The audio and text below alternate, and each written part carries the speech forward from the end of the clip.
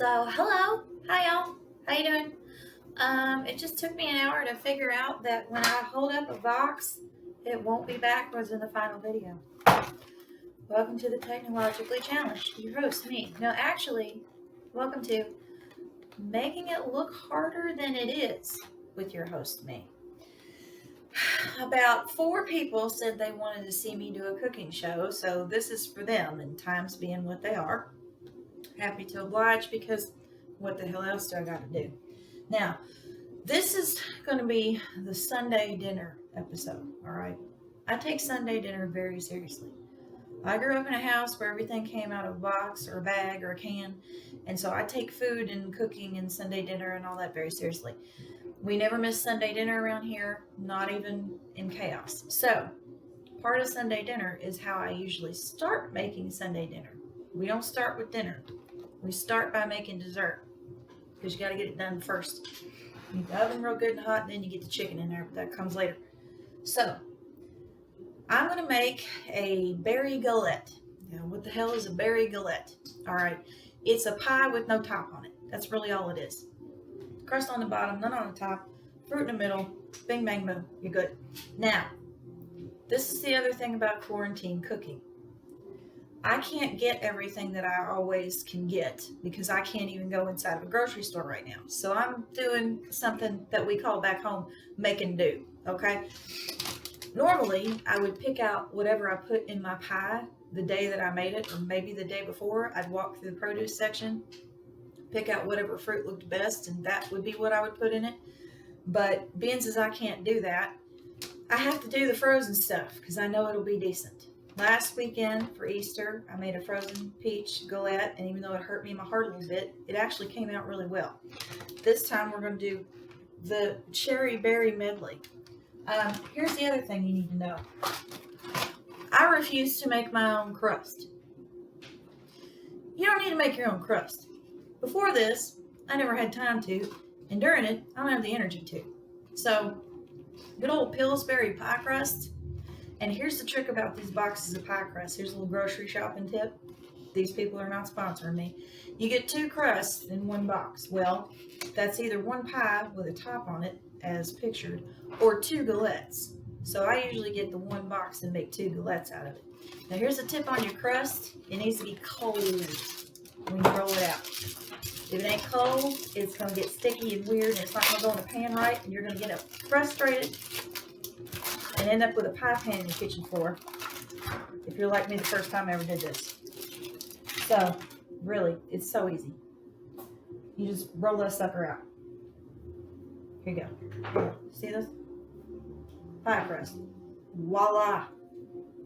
Right? Okay. Oh, well. You need to see the pan I put it in. Pie pan. Aluminum pie pan. No art, no science, just an aluminum pie pan. Here you go. Put it in there. Leave the edges around. Oh. So we've done that. You just leave it sit there for a minute. Now we're going to make our filling. Oh, and the other thing you got to do first is you got to preheat the oven. Always preheat your oven. For a galette or a pie like this, something fruity, I do 375. More on the timing in a minute. So, well, tear it here. Don't use your teeth. There we go. Yeah, that's not bad.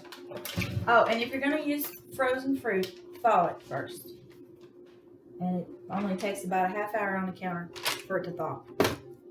So, we got bagged frozen fruit in here. Now, if I was going to do this with fresh fruit, say, I'd do one of them little big containers of blueberries and another little container of another kind of berry, or one of them little big containers of strawberries and another little big container. You only need about 2 containers of berries. This is already mixed, so we'll let Kroger do the work. One thing is universal in fruit pie filling. 1 cup of sugar. No matter what kind of fruit you're using. 1 cup of sugar. Here you go. 1 cup. Or thereabouts. Dump that right on in there.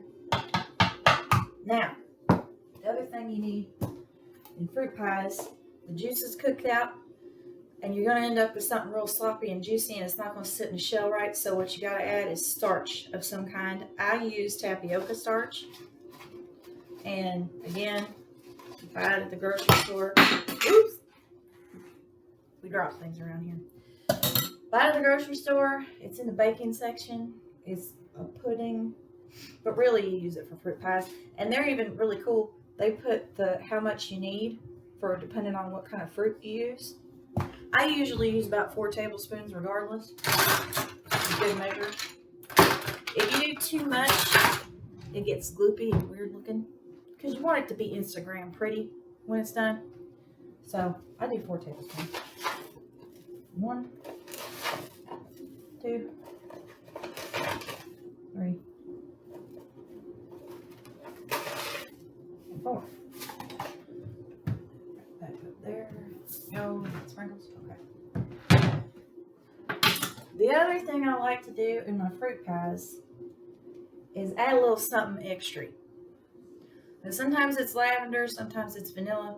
This one, being as I have cherries in here, I'm going to put just a little capful of almond extract. It just cuts some of the sweetness, just adds a little something extra in there. Turns out good. So there you go. 1 little cap. And I don't do that scientifically. It's a capful, whatever that is. A teaspoon? Take a guess. So, now this sugar won't dissolve unless you put a dab of water in it.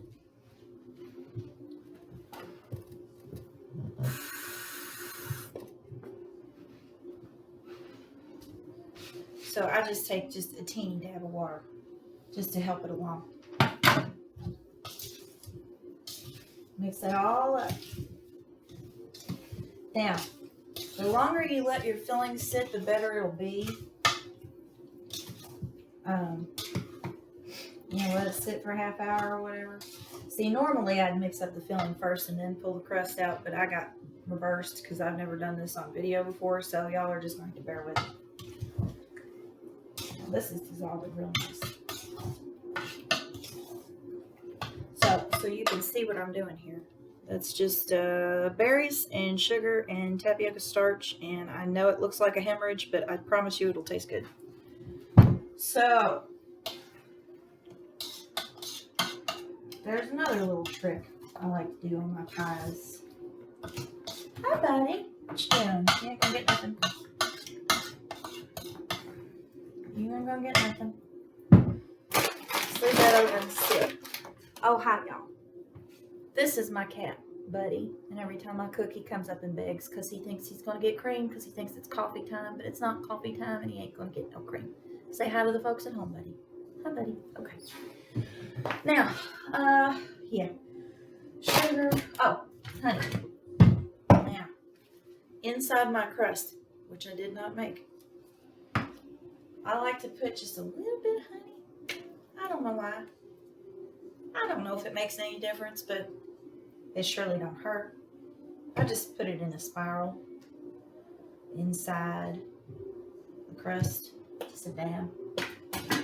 Raw local honey is good for you, particularly if you have allergies, so I try to sneak it into places wherever I can. That's one of the ways. Now, if I wash these hands, because I broke a rule.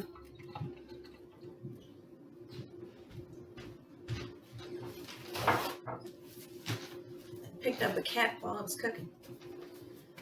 Oh, what was the other thing I was going to do? Oh, butter. You need butter.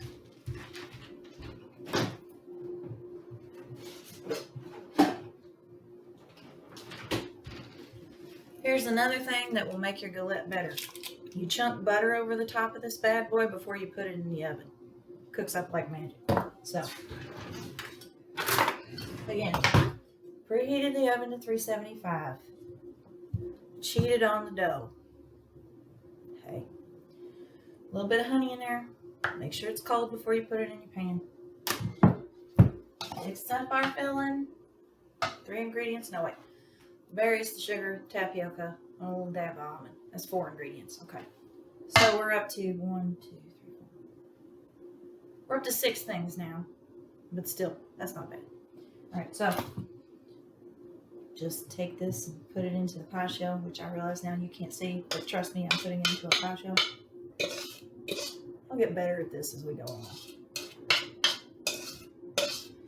Just pour it all in there, and I'll show you what it looks like.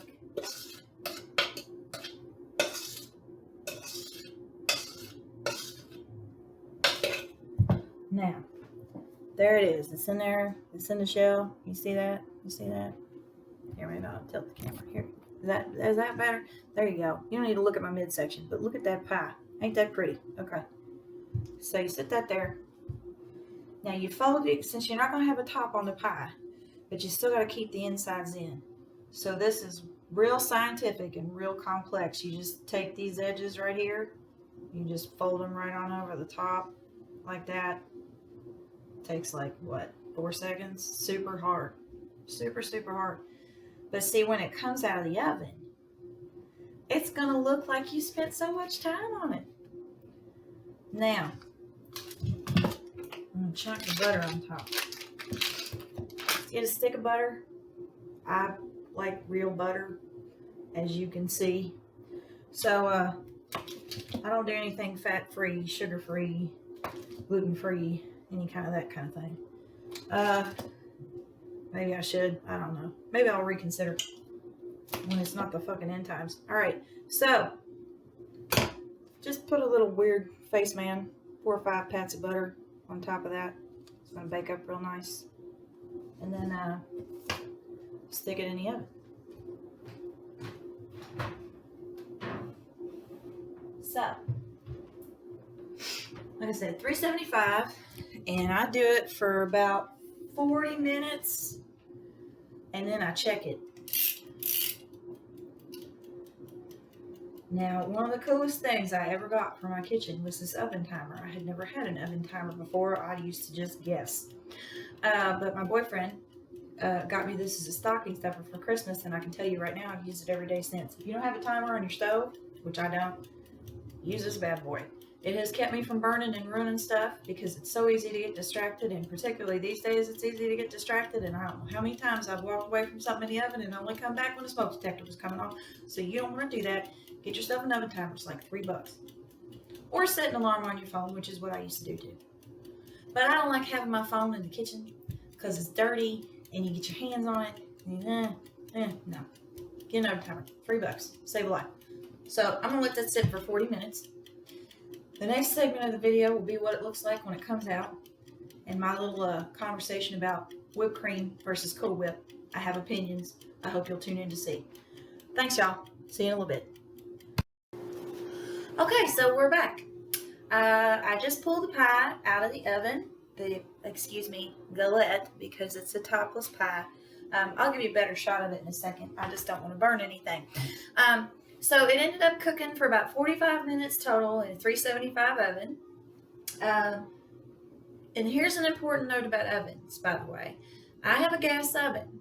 What's 375 or 400 for me might be a little different from you. If you're cooking in an electric oven, which I don't recommend, but if you have to, or even another gas oven, a lot of times temperatures can vary by a few degrees. So what I usually do the first time I make a recipe is I just watch it, and if it needs, 400 instead of 375, you'll figure that out if it ain't cooking fast enough. Or if it's cooking too fast, you can adjust down. But 375 is about where it needs to be, and anywhere between 40 and 50 minutes. And it really depends on what kind of fruit's in it, how fast it cooks. For a berry pie like this, it's 45 minutes, 375 or thereabouts. And again, you can check it. If it doesn't look done to you, if the crust doesn't look done, well, then give it a few more minutes. So, but here's the end result. I want to show you this. Bring this over here and let you see. Because you don't need to see me, you need to see this pie. So here's the pie. Here's what it looks like. Let me not burn myself. And so, yeah, here it is. Can you see that? Can you see that? Can you see that? I hope you can see that. I don't want to spill it. It's basically just a topless pie. It's a pie without a crust on the top. You get to see all the pretty fruit inside. That's why the more colorful the fruit, like peaches and blueberries look really pretty together in a pie like this. And you want it Instagram pretty. That's what you get when it comes out. So Now, to finish this sucker, we're going to let it cool first of all. And what I usually do is I just take it and sit it in another part of the kitchen while I'm cooking the rest of Sunday dinner. For now, where should I put it? For now, I'll just leave it right there. I'll figure it out in a minute. Now, I have not turned the oven off, and I've turned it up to 400 because in a minute here, I'm going to show you how to roast a whole chicken. That's the second step of Sunday dinner. We've got our pie done, then we're going to make our chicken, then we're going to make our sides. So, leave the oven on if you're going to do it in this order. If you're just going to eat pie in a corner, no judgments. Just go eat pie in a corner, but wait till it's cool because you don't want to burn your mouth. Now, to top this pie, again, in olden days, I would make fresh whipped cream every time I made a galette because it looks pretty, it tastes really good, and people think you're a wizard. You're not a wizard. Making fresh whipped cream is one of the simplest things you can do in a kitchen. It's literally heavy whipping cream, a teaspoon of vanilla, a sprinkle of sugar. You beat it with your beaters, and voila, you have fresh, beautiful whipping cream. Now, again, as I said previously, times being what they are, I just don't. I can't. So I get the extra creamy Cool Whip. Again, these people are not sponsoring me, although I would not be opposed. It's more like the real thing, fresh made whipped cream. And it's really just as good. And again, like I said, the whole premise of this show, making it look harder than it is. If it comes out well and you like it and your family likes it and whoever you're cooking for, your cat eats it off your plate, if everybody's happy, it doesn't have to be overcomplicated. But one of these days I will share and do the whole technique for the fresh whipped cream, and you will be amazed. And the next time you can have a dinner party, you can do it for people and they will think you're a wizard and it'll be great and you can thank me later. But for right now, Cool Whip. When we serve it, obviously, which won't be until after dinner. So there you go. There it is. Mixed berry, cherry berry, whatever it was. Galette, which just is the topless French pie. It's a simple dessert. I make these for me and Jared, and we can usually get, I don't know, as far as servings go, I don't know how many people you're cooking for. If I'm cooking for a bunch of people, I'll make 2 or 3 of these. If I'm just making it for me and Jared, I'll cook one on Sunday, and we'll have it till Tuesday. So, there you go. Tune back in just a minute in the next segment where I teach you how to roast a whole chicken, which I promise you is not as scary as it seems at first. Okay. See y'all in a minute. And we're back. Here is the part of Sunday dinner where we make the main dish. I will usually for Sunday dinner make a pot roast or chicken and dumplings or a pork roast or something big like that. My favorite thing to make for Sunday dinner, whether I'm cooking just for us or whether I'm cooking for guests, is roasting an entire chicken. Now, here it is. The incredible, wonderful, ugly, scary raw chicken. Now, another thing about my chickens. I'm very particular about my chickens. I don't buy the Tysons or any of that garbage. There's a brand here locally that's called Miller's Amish Chicken, and I get those if I can get them. Again, times being what they are. This Sunday, I'm working with a heritage farm, which is okay. It's bigger than an Amish chicken, so I'm going to have to adapt a little bit, and I'm going to have to turn my oven up a little dab higher, and I'm going to have to cook it a little bit longer than I typically would because it's a big chicken. It's at least a pound heavier than the ones I usually make. I like to roast a whole chicken because, like I said, it's simple, it's delicious, it looks very nice presentationally. It looks like you put a huge amount of effort into it. And again, the theme of this show is making it look harder than it is. You roast somebody a whole chicken, they're impressed. Unless they're vegetarian or afraid of chickens, that's a different episode. So, basic with your chicken. Number one, and I'm going to try to move this camera so you can see. You will see a very unappetizing view of the chicken. This is the chicken's bottom half, if you will. It should be empty when you put it in the oven. Sometimes these whole chickens will come with little packets of giblets and necks and oddball stuff in there, and ew, I take it out, I toss it. Do whatever you want with it, but I don't cook it in the chicken. The Miller ones come without all that. The other thing about a good roast chicken, let me turn this back up here so you can see. The other thing about a good roast chicken, you got to get the skin crispy. That's the whole point. Chickens, when they come out of a plastic bag and everything, they're pretty wet. So you got to get them as dry as you can get them before you put them in the oven, the skin and everything.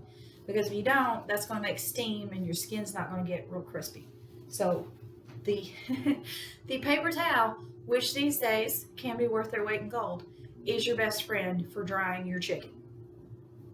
And all you're doing when you're drying your chicken is literally drying your chicken. You're taking a paper towel, here, let me show you, and you're just trying to soak as much water off of this bad boy as you can get. It's also, the other thing you have to think about with chicken is food safety, because if it's not cooked well enough, or if you're handling raw chicken and you're not washing your hands and you're handling other things, you can get salmonella and all sorts of things that nobody wants. So you have to make sure it's cooked through, and you have to make sure that you wash your hands anytime you touch raw chicken, and then go to touch something else. And I've seen other chefs on TV shows make me so nervous, just manhandling a piece of chicken and then going off and touching something else, and I can't do it. I was a germaphobe before this began. So get the chicken as dry as you can get it. Now, it doesn't have to be bone dry or anything like that, but you just want to kind of get as much of the wetness off of it as you can get, just so, again, you get a crispy roast chicken skin and not something that's steamed, right?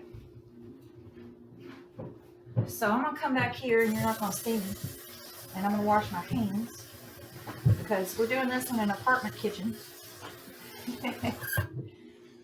Maybe someday I'll have a nice PBS set for my cooking show, but in the meantime, this here's what we got. So we've emptied out the chicken, if applicable. We have patted it dry. Now, the next step is seasoning it before we put it in the oven.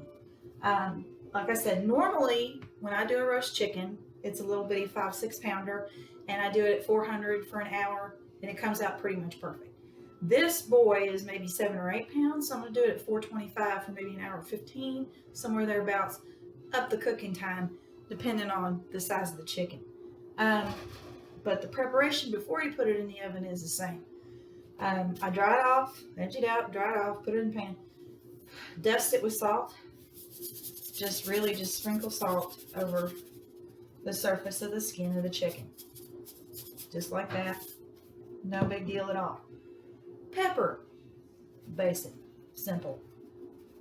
Just sprinkle it over with pepper. I don't worry about the bottom side because it cooks up in the pan and the juices cook out and it'll be fine.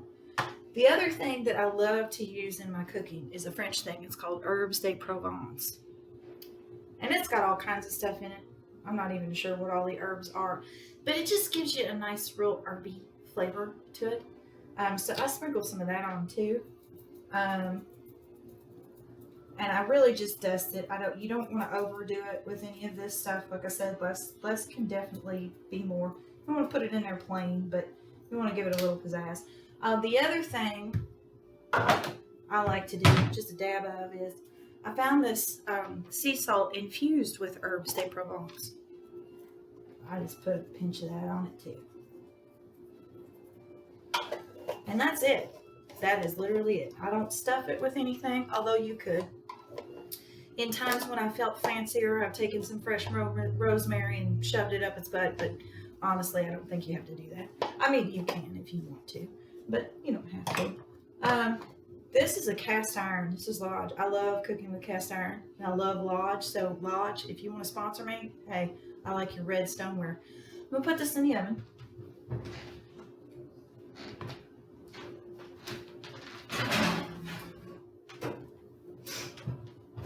Like I said, normally I would do 400 for an hour with a smaller chicken, but since this is a bigger boy, I'm going to do 425 for maybe an hour and 15. Your trusty oven timer, that'll tell me an hour, and I'll have to do the other 15. So that's the chicken. It's in the oven. I don't put foil on it or anything like that. I just put it in the oven, uncovered, like I said, an hour, 400 for a 5-6 pound chicken, an hour and 15 maybe, 425 for a bigger bird.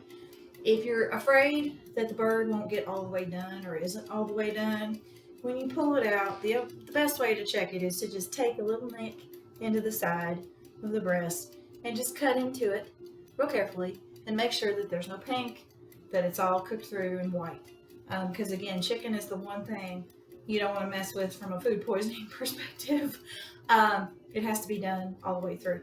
But if you do the 400 or the 425, it will get done all the way through. And the skin will be golden and crispy, and I'll show you what it looks like when it comes out so you can kind of get a feel for what it should look like when it comes out too. So that was the chicken segment. Stay tuned, because in the next segment, I am going to teach you how to make my mashed potatoes. Now, I know what you're thinking. Mashed potatoes. How hard could it be? Okay. My mashed potatoes have been called an event. So you will want to tune in for the mashed potato segment of this show. And again, we'll be right back. Okay, so we have made a berry galette for dessert. We have put our whole roast chicken in the oven, and it is cooking right now. And so once I get the bird in, that's when I start making my sides. Now, tonight's dinner is going to have two sides. We're going to have mashed potatoes, because there's nothing more classic than roast chicken and mashed potatoes. Now, the other thing I like to put on the side of a roast chicken is a green veg. In simpler times, I would typically do a fresh green bean with some chopped up shallots. Oh, let's talk about shallots for a second, shall we? Shall we talk about shallots? Shallots are these little onions. You'll see them in the produce section. They're kind of purplish. They're little bitty. It's in every decent chef's kitchen. I learned that tip from Anthony Bourdain. The other thing I always make sure I have a dish of sitting on my counter is garlic. I use a lot of fresh garlic. I use shallots. Like I said, typically for a Sunday dinner like this, I would saute an asparagus with some shallots and butter, or I'd do a green bean if green beans were cheaper, because let's face it, nobody's rich. This time, since grocerying has been a challenge of late, I have been doing pickup orders, and I accidentally ordered too much spinach. So guess who's been eating spinach salad for a week and has another week to go? So we'll be having spinach salad again as our green vegetable side tonight. And I might make a fresh dressing for it, and I might not. I might save that for another episode, because the fresh dressing I make is more Italian-y, and I think we'll wait on that. If you don't know how to make a green salad at this point in your life, I'm not sure I can help you, but basically you take the greens out of the bag, you put them on the plate, you put the dressing on top, and voila, green salad. So I'm going to focus on my mashed potatoes. And again, like I said before, mashed potatoes, BFT. Well, I have been making mashed potatoes. I decided to, probably, 15 years ago, learn how to make something that I could take places. You know, you get invited somewhere and you go, bring a side. Okay, I'm 25. I've been eating out of bags my whole life. I have no idea what to bring. Well, how about the humble mashed potato? Well, over the years, I have improved my recipe, and my mashed potatoes are pretty daggone good. So, take any kind of potato, literally any kind. I've done the purple ones, the yellow ones, the big ones, the little ones. We bought 10 pounds of these things. Just a plain old Idaho potato. There you go. Wash it off. Now, I leave the skins on my potatoes for two reasons. And one, it should never be forgotten when you watch this show that I am fundamentally lazy. I don't like peeling potatoes, so I don't peel them when I mash them. The other thing too, though, the skin actually leaves, is where all the vitamins and the minerals and stuff that you actually want to get out of eating potatoes is at. So you might as well eat it. And it also gives the mashed potatoes a little bit more body, a little bit more texture, makes them a little more interesting when they're done. Especially if you do the purple skin ones, which I typically would do. It makes them it's prettier. Like I said, we're trying to make a dinner that you can post on Instagram and all your friends will think you're a wizard. So, leave the purple skins in the mashed potatoes and that'll help. But we're doing these brown ones today. So I've got, I'm going to make these for two people, right? So I've got 4, you see my hands. I don't have giant hands. I have average woman hands. So for 2 people, I've got 4 of these medium-sized potatoes here. I've washed them off because, they're filthy. And I just cut them up in the smallest pieces I can cut them. That part's already simple. And of course, I forgot to put the water in the pan. We'll put the water in the pan in a second. again, this is my first time doing a cooking show, so you'll have to bear with me. Here we go. And and a note about my knife skills: they're awful. Don't watch me for knife skills. If you want to learn knife skills, watch Jacques Pepin. He's a French chef, fast food my way, taught me how to cook. He's a brilliant, brilliant man. You should follow him on Facebook. He's a sweetheart. But he was professionally trained in Paris how to wield a knife. I know all my knives are wrong. I know they're not sharp enough. There's a reason for that. Anytime I've had a really good sharp knife, I've tried to take off part of the finger with it. Nobody needs that. So again, I'm not your knife skills person. I'm your kitchen cheats person. Jacques Pepin for knife skills. Oops, we got a bad spot in the potato. Just leave those out. Cut it in half. Cut it in half again. Cut it in little pieces. You're gonna put that all in a pan and you're gonna boil it. And you know, and this is terrible, but again, I am not a professional. I'm just good at this. I've never actually timed my mashed potato cooking. I basically let them go until I can put a fork in the boiling water and they seem really mushy and easy to mash. Because I hand mash mine, I don't use a mixer or anything like that. I use a muddler and I just mash them by hand with all the ingredients, and you'll see that part in a bit. So you put them in a pan of water, you boil them, and you let them go, and that's why they're the perfect concurrent dish for a roast chicken, because your roast chicken's going to be in it for an hour. You get your potatoes on, you let them cook for like a half hour till they get real good and mushy and easy to mash, and then you drain them and then you mash them. So we'll be back in a second for the draining, mashing, and magic part of mashed potatoes. And we're back, and we are fixing the mashed potatoes. So I have drained these. I've drained the water out of them, and I will try to get them close enough to the camera for you to see. When the skins are coming off in the water and they already almost look mashed in the pan, that's when they're done and ready to mash. I just cook them as long as I can cook them so that they're easier to mash. So there's that. And I use a muddler, which I know is not appropriate technique. Nobody needs to scold me for that. I bought this to make mojitos. I ended up making mojitos once, but I make mashed potatoes like once a week. So I use this to mash potatoes. It's just a wooden thingy, the thing on the end. I use it for guacamole too. If you want to use a potato masher or hand masher, if you even know what that is, or if you use your electric mixer, it really doesn't matter. However you like to do it, I do it this way. So I'm going to try to make this visible to you, which is going to be tough. We've left the skins on. I've got my muddler. Now I'm going to mix in here what I mix in here. I get these little half sticks of butter.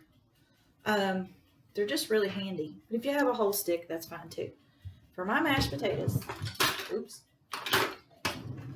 I start with a half stick of butter, which if you look on the side is 2 tablespoons. Isn't that neat?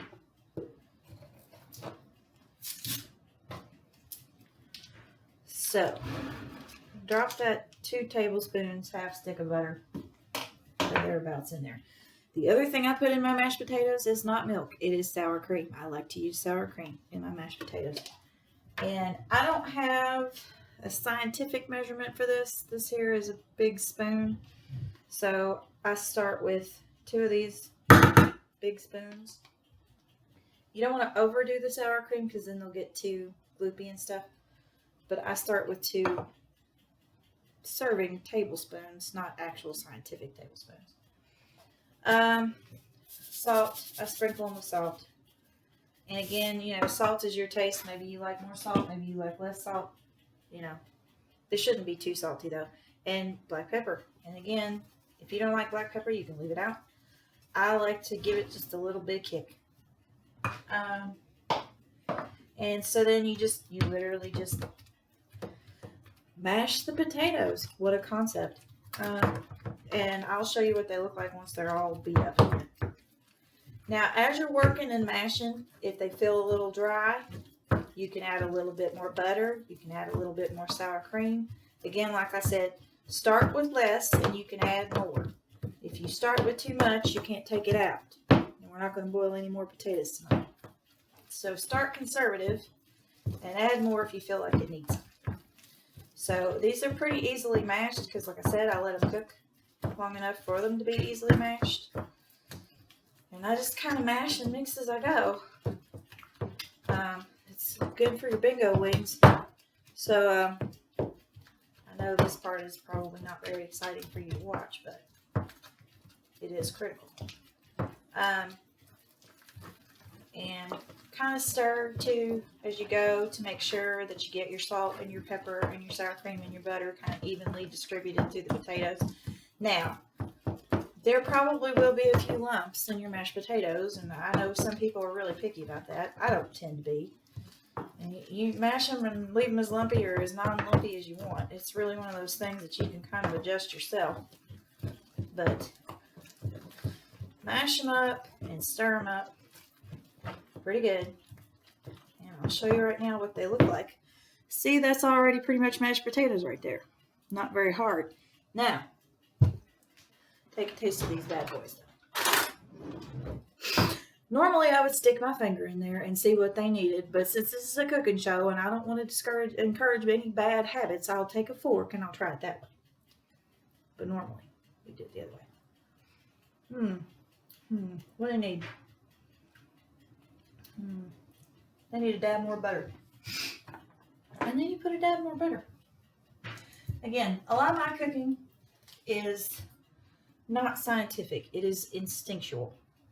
You might like more butter. You might like less butter. You might like more sour cream. Do it to your taste and to the taste of the person that you're cooking for. And you can't go wrong with that, really. You just don't want too much of anything. But I've also been to things where I've been handed mashed potatoes and they were super bland and nobody wants that either. So, again, it's really just how you feel about it. Once you get the basic mechanics down of boiling the potatoes long enough and knowing what the 4 basic ingredients are, you can adjust it to suit how you want to make them. And again, like I said before, you can see it less with these potatoes, but if you leave the skins in, it makes it look a little more appealing on the plate. There's a little more interest, and it just makes the potatoes better, I think.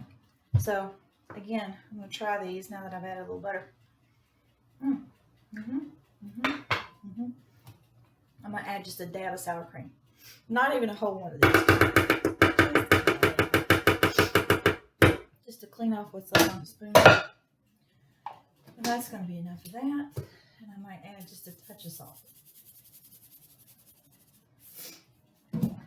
And maybe just a little bit more pepper. I like a lot of pepper in my mashed potatoes, but not everyone does. And mix that up real good. And I just put them back on the stove top. I don't keep the burner on because the oven's hot enough to keep these warm. And I just put a lid on them and I just let them stay warm till it's time to serve the chicken and everything else.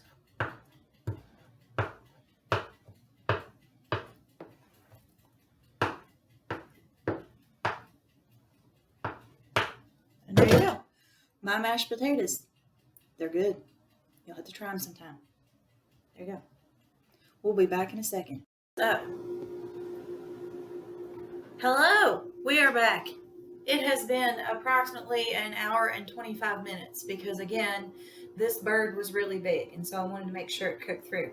And the other trick I wanted to tell you that I kind of forgot about when I was talking to you before, if you poke it with a meat fork through the top pretty deep and then poke it and then press the juices come out clear, that's another way to tell that it's done through if you're worried about it. Now, what we have here is our chicken, and I'm just going to bring this camera over here and show you this chicken because I don't know how else to do it because I'm technically challenged and I've never done a cooking show before. But here is the chicken as it is done in the pan. Now, to eat it, you have to cut it up. It may seem intimidating, but it's not. You use a meat fork, okay? This bad boy that you've seen at Thanksgiving. Mine's forever old and I don't even know where I got it. If you don't have a meat fork, a regular fork would probably do, but this is super handy because it goes real deep. You can hold it real steady. This pan's going to be really hot. You don't want to burn yourself. So I always start with, I center the fork in the middle of the chicken, and then I cut along the middle. There's a bone in the middle that you don't want in your chicken. And then you can also cut the legs and the thighs off of the side. I'm sure, almost positive, that there is a video you can watch on YouTube that shows you like a perfect, appropriate chicken carving technique. Again, I'm not a professional. I just like to cook. And people have said, you cook a lot, you should make a cooking show. So this is the part where dinner is pretty much done. You take the chicken out of the oven, you know that it's done, you cut it up into pieces. Whoever likes legs and thighs gets the legs and thighs. Whoever likes the breasts and wings gets the breasts and wings. You cut them off the bird. When you cut the bird up and you finish cutting the bird up, there's going to be a lot of chicken left on that. And here is a recession cooking tip. Don't throw that chicken away. You can next day put that chicken in a Glideware, put it in the fridge. Whatever leftovers you don't eat, if there's little bits of chicken left all over the carcass, and there will be, you can cut those off and you can make chicken salad out of it. And you can get at least 1 or 2 lunches off of the rest of the chicken, which is another reason why I like to get a whole chicken, because they're economical. They're about $8 for a whole bird, and you get a lot of food off of one. So this is where I leave you. I'm gonna cut this chicken up, and Jared and I are gonna eat it with mashed potatoes. Oh, and here's the green salad that I made. And again, I told you I bought too much spinach, so there you go. It's spinach and tomatoes. And the mashed potatoes, and then we're going to have the berry galette for dessert. And I'll just cut 1 piece of chicken off here so you can see what it looks like cut up. Let's do that. I usually start with the leg and the thigh because it's easier to get off of there. Plus, it's a really impressive piece of chicken to put on a plate. And again, like I said, this is about making it look harder than it is. You want it to look impressive on the plate. So there, see how easy? I pulled that off of the bird. We put it right here on a plate, and look at there, carved up chicken. Can you see that? You probably can't see that very well. I am definitely going to get better at showing food, but I'll take some still shots of this and edit them in, and then you can see how it really looks, which is what you normally see in my Instagram. So happy Sunday. I hope wherever you are, you're having dinner and you're enjoying yourself. I know these are tough times right now. I'm not a professional chef. I really just did this for fun and to say hi to people. And that's it. I just hope you're happy and eating and safe and that you stay that way. Until next time, see y'all.